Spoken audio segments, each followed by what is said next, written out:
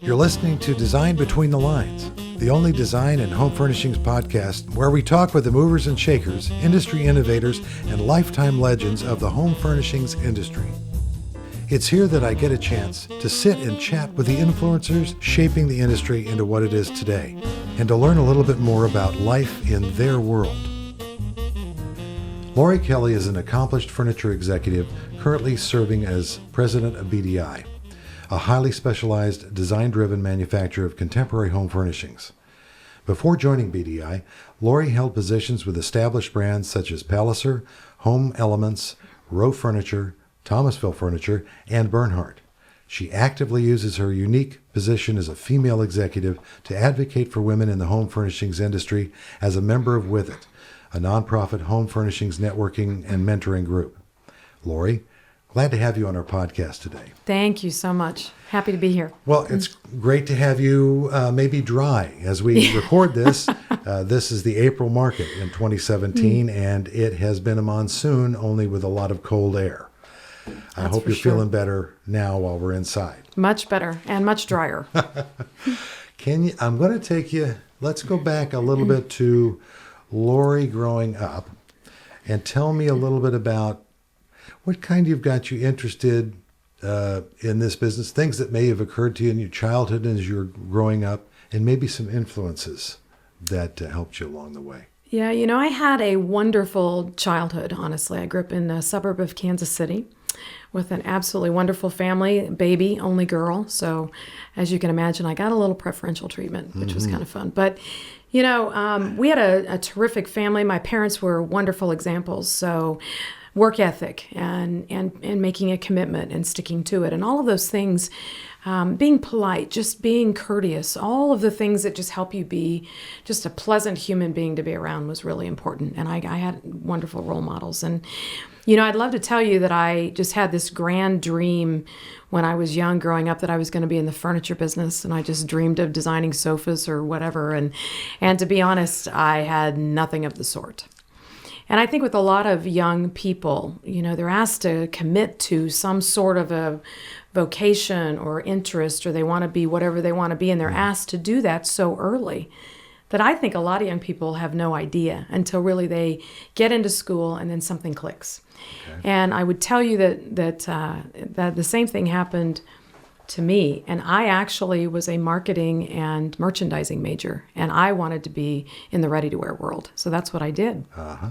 So right after school, I married my high school sweetheart, which was awesome. We've been married 35 years. Congratulations. And he's an amazing blessing, and I have wonderful children, two boys. I know you told me earlier that he's not been to High Point. That's going to be interesting someday when he arrives. Yeah, one of these days I'm going to bring him, and he's probably going to go, wow, you've done this for this many years?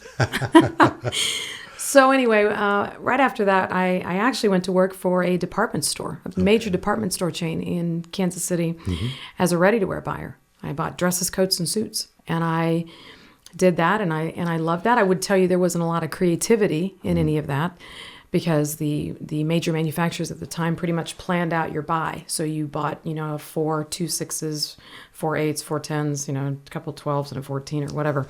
But it was all pre-programmed, so there's not like you could use this massive creativity.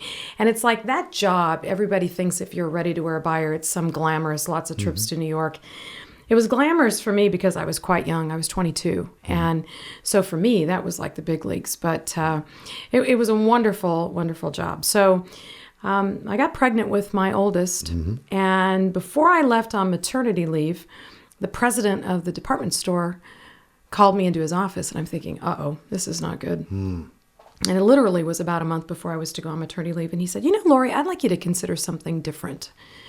And I'm thinking, am I going to get fired or what's going on here? He said, have you ever thought about, stepping out of ready-to-wear and into hard lines? Oh. And I said, hard lines? Now that's interesting. I don't even really know what a hard line is. But in the department store vernacular, that of course is, china, bridal registry, bed and bath, kitchen stuff. In this particular department store, it was the card shop and such, and it was furniture as well, and the interior design studio. Wow. So I did that. I said, okay, I guess I could do that. So I went on maternity leave. I came back, and started in as a merchandising manager for hardlines. And really didn't know anything about any of it. But with everything I've always done in my life, I want to be the expert at it, which can add a lot of stress and pressure. But to me, that's really important so that I can do the type of job that I'm being asked to do at a level that I find to be acceptable, which is generally a very high level. So I studied up on interior design. I took a quick class at a junior college not too far from where we lived, so that I could understand the concept of furniture. You know, the term case good came into me. I was like, I don't even know what case good means. What is that? I mean, it's a piece of wood furniture, but in our industry, that's a term that if you don't understand it, it's kind of hard to do anything about it, or certainly at least buy it. So the department store that I worked for had a beautiful interior design studio with Ralph Lauren, Henredon, all of the names at Century, beautiful names that we've grown to know and love in this business. And so I did it. And I learned about velvets and brocades and all of these fabulous woven fabrics and where to put chintz on and fringes and all of this amazing stuff. And all of a sudden, that really was when it clicked for me, because that was very creative and it was beautiful. And I think women in general I think most of us can dress ourselves. So we already understand the concept of color and patterns and what works and what doesn't. So for me, I could just take my ready-to-wear experience, which was not like I had a ton of years, but I had enough to where I understood it, and then translate that pretty effectively into home furnishings. So yeah, that was how I entered it. I did not at any point in my life think that I was going to go into furniture. Well, I was thinking, really, and isn't it funny how I'm sure there's people that you've met in this industry, same thing. They came from over here and ended up over there, right? And then they wake up one day and go, well, isn't that an interesting travel I've been on? Let me ask you a question, because it looks like you took the creative side of things. You finally found a creative outlet that was really cool, and you added in. Let's just say we're making a little cake here. You added in the great upbringing you had and the work ethic that you really, you basically imbue that, I can tell you. And in doing so, I know it came from, and you said it yourself, it came from your parents. Totally. And so really that was the normal for you. So it's neat to see how you kind of matriculated your way over to this industry, and you decided that you wanted to be an expert in it, and that is wonderful. So now you're in the buying side of things. How did you go from that side of the desk to the other side of the desk? Crazy story. And I honestly, in my life, John, I believe that nothing happens by chance. I believe everything happens for a purpose. And I can point to hundreds of examples in my life which clearly happened as a part of a greater purpose. So one night I was closing. I had to be the manager on duty one night, so I'm walking around and checking departments and whatever, and I see this exceptionally well-dressed man, and actually he was quite attractive, in a suit in the furniture department. So this was 1988. You didn't generally see men in a furniture department without a woman with them, whether it was their girlfriend, fiance, spouse, whatever, mom, sister, whatever. And he was just wandering around. And it was like 8:00, and the store closed at 9. And I don't know. I just walked around, and then I came back around, and he was still there. And he was sitting on the sofas and checking out the arms and the designs and looking at the furniture. And I thought, this is just kind of interesting. And I have no idea what made me do it, but I walked up to him and I said, "Can I help you?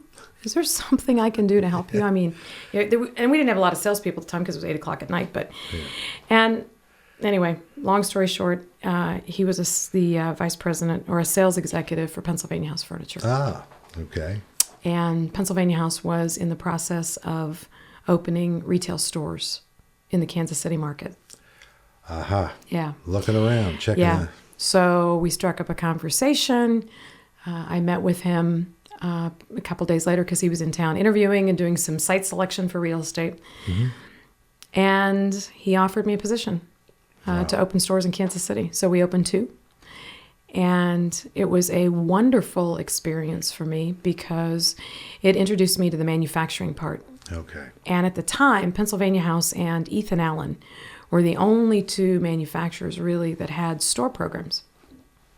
So, and Pennsylvania Houses was not so much in dedicated company-owned stores, but they had a lot of independent stores. They were all independently owned by furniture people all throughout the country, and I believe we had somewhere around 50 at the time. So they felt a real strong push to be more vertically integrated. You have the manufacturing capabilities, and there's a lot of markets where they couldn't find appropriate distribution through the independent network, whether it was a full-line furniture store or just any kind of a mom-and-pop independent. Right. So they would actively go after folks to open stores or convert their stores to Pennsylvania House stores. And to this day, I'm not really sure why Kansas City was selected as the market, to be honest. I don't know, but it was. So we opened 2 stores, one in Topeka, Kansas, which is the state capital of the beautiful state of Kansas, and one on the Kansas side of Kansas City. And those were very successful for a number of years. So now you stayed along with the Pennsylvania House Corporation for a while? I did. And how many years were you there? I was there 7 years. In the same capacity? Well, or did you... what happened? Luckily, as I said, I like to work hard. Yes. And throughout my career, that has benefited me in many terrific ways. And so I think probably, 2 years in, once the stores were up and running, they asked me, they said, you really ought to learn something about sales. Wholesale sales. I'm like, that probably would help me. So I stepped in. They had an interim time in between a sales rep for Kansas and Missouri. Right.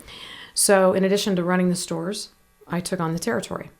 And that was wonderful because that taught me to understand the world of furniture retailing from the eyes of the retailer.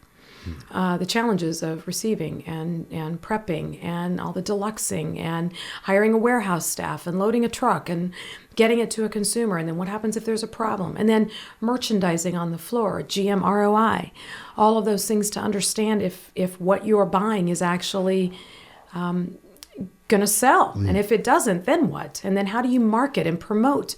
I learned how to buy TV time and buy newsprint ads and cut radio spots and all of those things, which in turn helped me with the retail stores. So that was successful. I made a nice amount of money, which was kind of fun. That's good. So I was like, hey, I can do this. And I had a young family. And so traveling in Kansas and Missouri was manageable. Yeah. So that was fun. And I think I did that for probably 18 months. And they came to me again and said, okay, now we'd like you to step in as director of retail development and be the liaison between us and the whole network of stores throughout the country. Since you now know how it works. Yeah. And I could see it from all sides of the desk.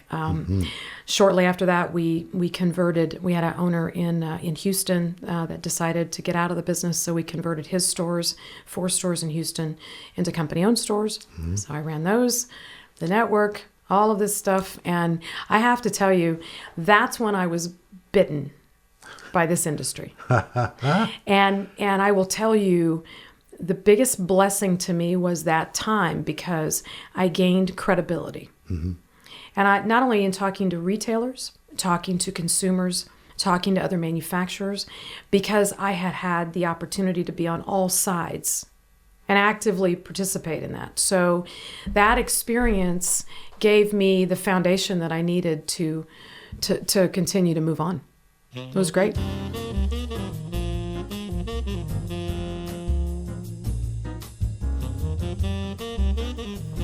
Well, you've gotten this I'll say passionate journey up to this level. I need to ask you a question about women in the industry, women working their way up into levels, maybe even at that time in your career and whatever year that was.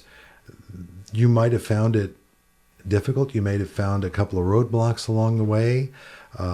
You may have had some failures, successes. Certainly, you probably had mentors along the way. What can you tell me about any struggles you might have run into or roadblocks that you learned how to work your way through? It was interesting because coming as a young woman from Kansas, right? Great Midwestern family values, awesome upbringing. And the male influences in my life at the time were my father, my grandfather, primarily, and could not have been sweeter, more gentile men. Fabulous. So to get into the furniture industry, which you would think, when the majority of the buyers are women, that the majority of the people in working for these companies would be women, that could not be farther from the truth, particularly in management roles. So I found myself as this little young super achiever being quite often the youngest and most definitely the only female. So it's not like there were a lot of female role models or mentors that I could reach out to. Matter of fact, Condoleezza Rice, she has a quote in one of the books that she read. I think the book is called No Greater Honor. And she talks about, the need to find role models in the career path that you want, not necessarily as the gender that you are. Because she said, if I would have waited around for somebody who could teach me to, negotiate with the Russians, there wasn't a, old fat white guy, I would have been waiting forever. So I learned pretty quickly that since there weren't any other women that did what I did, certainly, and if they were sales trainers or something, they were generally older, I latched on to really smart men. And fortunately, throughout my career, I had the tremendous honor of working with some amazing men. And there's not a time where I can tell you that I didn't have a lot of inappropriate comments my direction, and certainly some suggestions and all of those kinds of things. And I learned to deal with that on my own. But for the most part, the men that I had the fortunate honor to work for and with were wonderful. And they saw something in me that they found to be refreshing and interesting enough to give me opportunities. Now, I am sure I made significantly amount of money less than people doing it, or certainly men doing the job that I had. But I never really, at any time from the men that I worked with and for, felt like I was being pressured as a result of my gender. Okay. So that part, I think, was wonderful. And, one of my two mentors, one is still with us and one has passed away, are two men that I worked for. Now, I wouldn't tell you that they were my mentors at the time I was working for them, but certainly after that happened, or after we parted ways and I went on, I certainly kept in touch with them, and they have influenced me dramatically. And I think for young women now, it is so important to find someone you connect with. It's really hard to have your boss mentor you, because mentoring really, the art of mentoring really needs to be about being able to be very vulnerable, being able to feel comfortable sharing anything, personal, work, maybe an issue with a relationship or some area that you're not as proficient in, so you want to learn more. And you can't always freely share that with the person you're working for. So it's always good to find someone that you just naturally have a great connection with.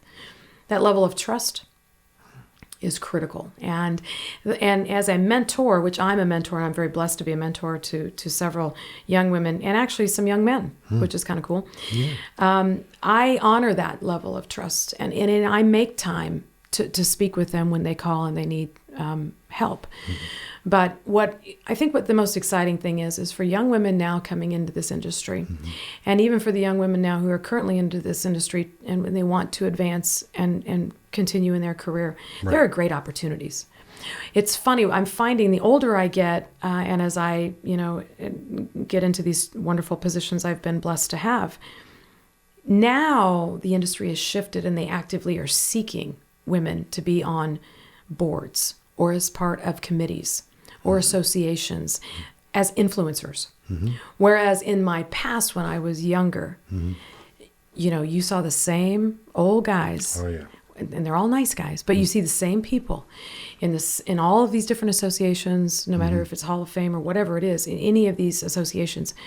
But now it's really great to see so many wonderful women being asked to step up and lead, because we do have a unique position and probably a unique outlook on a lot of these initiatives and product development and just ways to market and promote and be more important to retailers, or retailers to be more important to manufacturers. And it's wonderful to see all of these opportunities coming up. So you're seeing these organizations adding members that reflect what the real world, what's happening in the real world, what's really going on. They're adding members that reflect back on what's happening in the marketplace and who's really in charge. Right. I totally get it. And really what a great point to make for our women listeners, so they understand there's a fundamental change that's occurred. You maybe can pinpoint a year or something, but it's very noticeable now.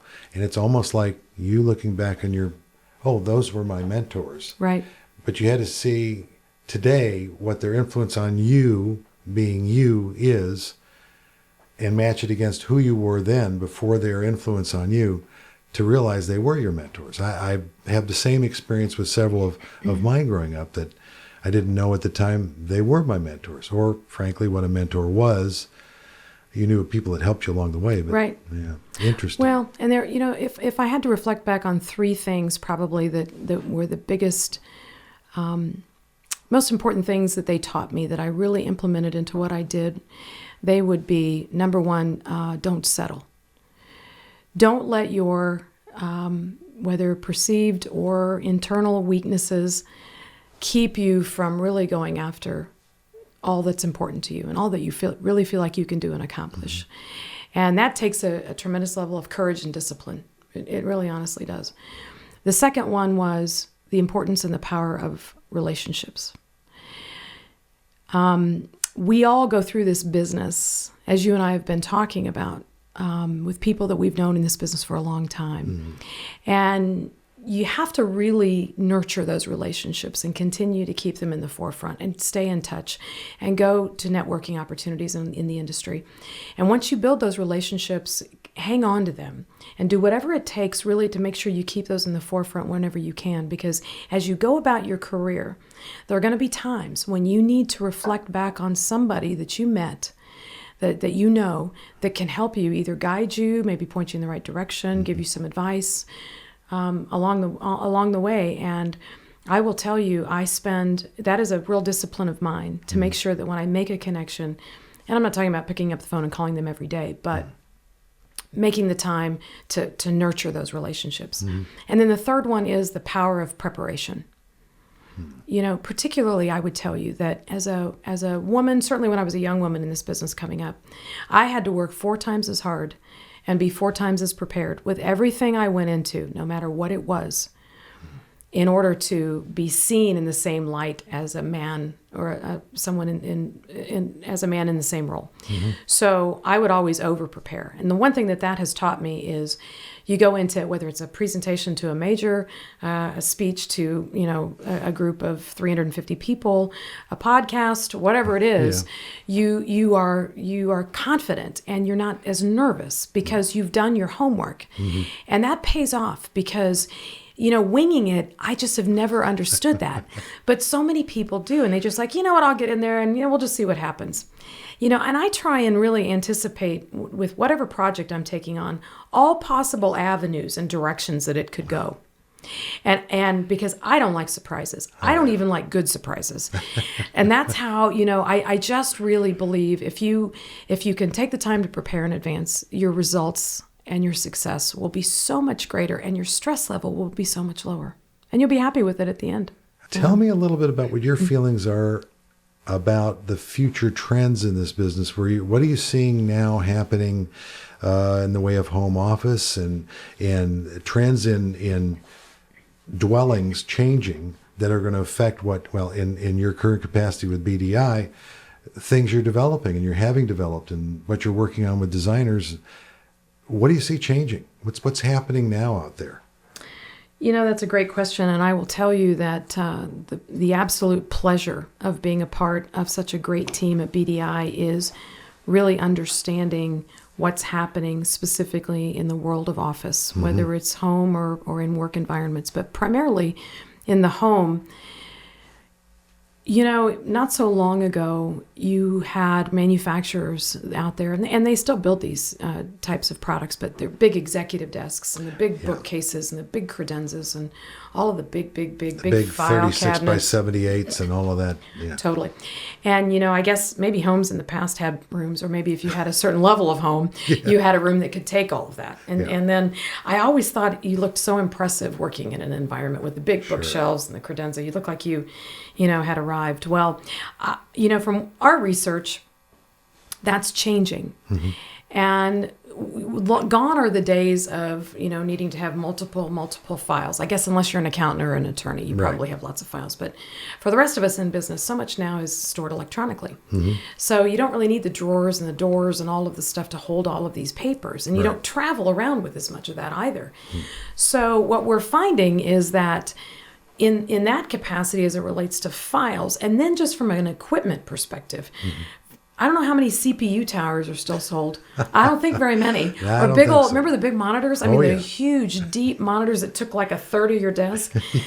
You know, so you needed a big work surface. Obviously that's all changing because we're either working on flat screen monitors attached to a laptop, or we're working on a laptop, or we're working on a tablet of some sort, or even maybe your smartphone.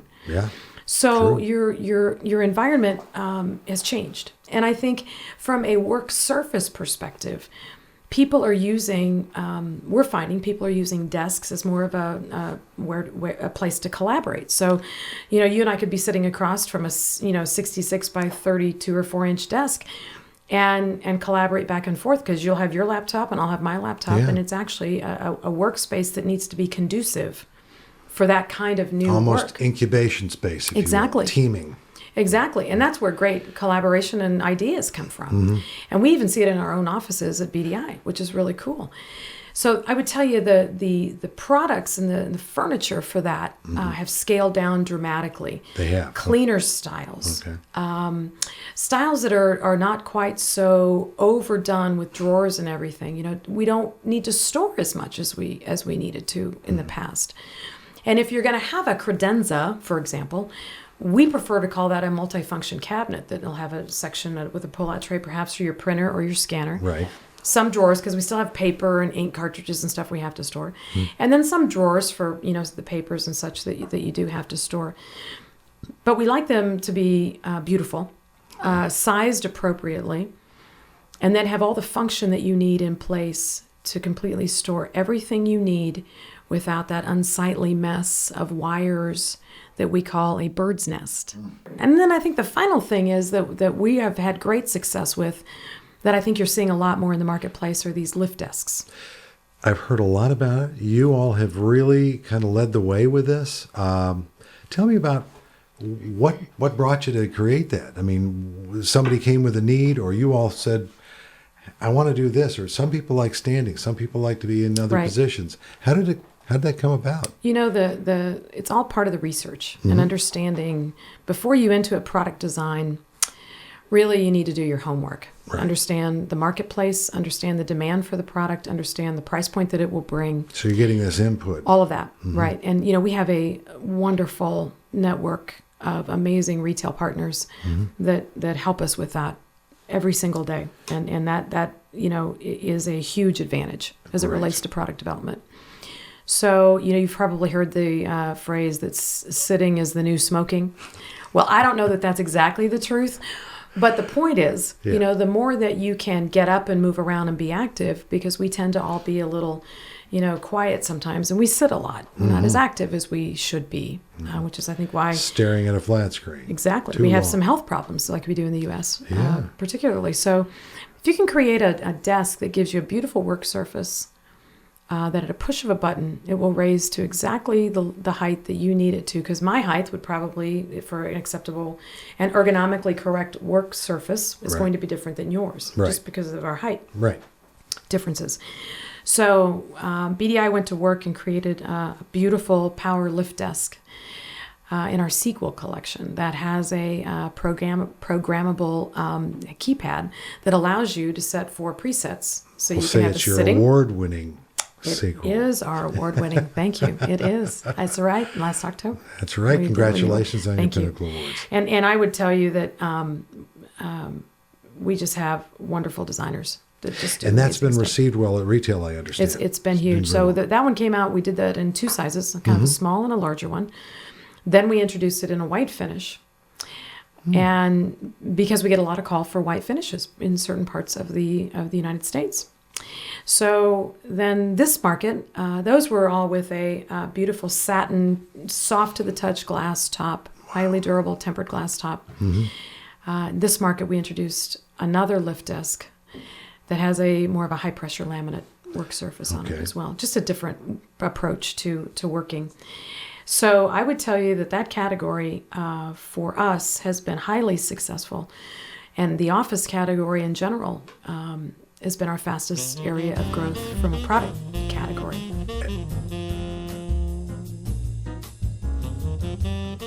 Lorri, we've kind of taken your passionate journey from the beginnings and your great roots to kind of where you are right now, and a little bit of the vision of the future with your position at BDI and where you've got the BDI team headed, and how great you built them up and how wonderful supportive the team is. I'm going to ask something that I ask all of our guests, and especially in your case, because your reputation precedes you. You're very well prepared, but you're also passionate about giving back in many ways. And we talked about your mentoring. Can you tell me a little bit about how you're giving back to the industry and your passion about it? Yeah, I'd love to. I will tell you 2 causes that are near and dear to my heart. The first is an association called With It. And With It stands for Women in the Home Industries Today. It was founded literally 20 years ago. It's the 20th anniversary of the organization. And what was perfect about it then and continues to be perfect about it now is it provides a wonderful networking opportunity for young women and all of us that are older women, ouch, to network and learn to be better leaders, better people, and just better coaches, and certainly better professionals. And we certainly accept male members too. We have a lot of terrific men that are on our board of governors, certainly that are involved in the organization. What's been great over the journey of the 20 years is to see how many men in their executive roles really believe in the power of empowering women. Because sometimes we just need a network of each other to kind of bounce things off of. So I'm on the board of directors. I have served in 2 separate capacities. I started as the board of director, vice president of mentoring, and I was honored in 2015 to receive the WOW Award for mentoring, which is one of my most prized things I'm the most proud of, because I really am so passionate about that. And now I serve as on the board of directors in the area of education. So being able to bring people in and help to plan curriculum and events that just make us better and smarter, because we constantly have to evolve. And I don't care if you're a male, female, what you are. If you're not constantly evolving in your career and finding new and different and better ways to do what you do and being current on all of the great opportunities there are to learn, you should learn something new every single day, because that's what continues to make us better at what we do. So I am privileged to be able to be on the board with some amazing, powerful, beautiful, wonderful women. And then to be able now to reach out to that whatever generation X, Y, I can't keep track of it, but the younger generation of women and connect them and give them opportunities, to step up into chairs or co-chairs or committee chairs and you watch the amazing things that they're doing. It is powerful. And I had that, in the early 90s when I was coming through, man, I don't know what I would have turned out to, probably some tornado or something. I'm not sure, but really, really fabulous organization. And I just love it. And I think we're getting so many wonderful corporate sponsors and people stepping up that understand the power. And I would tell you that young women, we really are actively seeking to get new students, whether it's from the local university, certainly High Point University, in either design roles, or whether it's textile design or product design or industrial design. If they have any interest in furniture, furnishings, textiles, anything, getting them involved, because it's all about making those connections. We were talking about relationships. And if you can come into an organization where we have so many, partners, and there's opportunities that come from that. And with it is wonderful at creating that environment. And there is a huge future for women in the home furnishings business, and frankly, for all young people. I guess it's our generation. It's our purpose to tell that story like you're telling it with it, and in your other capacities, that, hey, this is a great business to be in, and you can make it. You can make its future. But without you, there is no future. We really need that great inspiration and your help.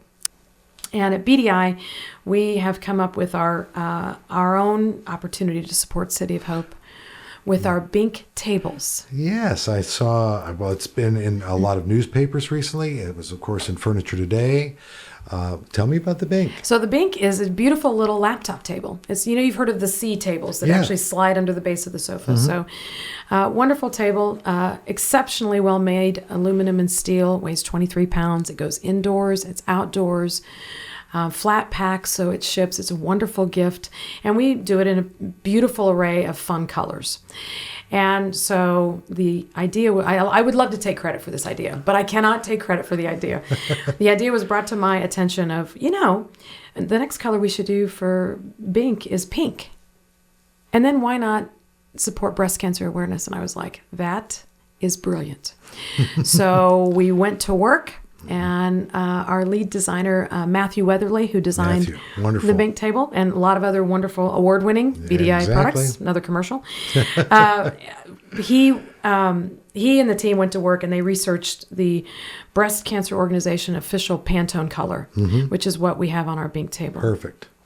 Well, and it would be nothing less than Matthew would think that through. Totally. And so the initiative is think pink Bink and do something special. So we had it in our showroom this market, and we're asking our retail partners to step up and order the Binks for not only one to put on the floor, but some to stock and sell them. And we will start the promotion effectively on October 1st, which is the beginning of Breast Cancer Awareness Month of October. And we'll run them through the end of the year. And BDI will be pleased to donate a portion of the proceeds to City of Hope. You've got a long way to go, but boy, have you lived a great life and really an energetic, inspirational, passionate journey that you've had. And I appreciate you being with us today. Thank you for your words of wisdom to young women. I hope they take it to heart.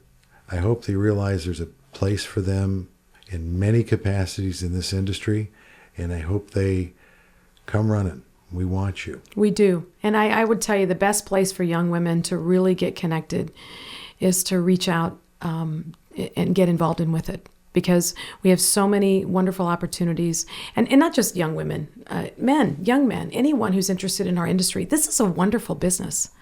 We are all blessed to be a part of a home furnishings industry that, if you think about the people's lives we affect just by giving them beautiful surroundings, whether it's textiles or great design or furniture or rugs or paint colors or artwork or so many just wonderful things that, it's just a wonderful business, and we need more young people to step in. So as the rest of us, as you and I decide it's time to go on, our shoes can adequately be filled and all the great stuff can continue. Thank you so much for being with us today. I know you're a busy lady. Thank you very much for your time. And Lorri, much continued success to you. Thank you so much. It's been great. Really enjoyed it. It was great talking with Lorri Kelley about the things she is most passionate about. The furniture industry, the power of mentoring, the importance of women in business, and creating innovative products with her team at BDI. Design Between the Lines is produced by Element Studio with the American Society of Furniture Designers. We're recorded in High Point, North Carolina. To learn more about ASFD, visit asfd.com. And don't forget to subscribe to hear more industry stories of Design Between the Lines.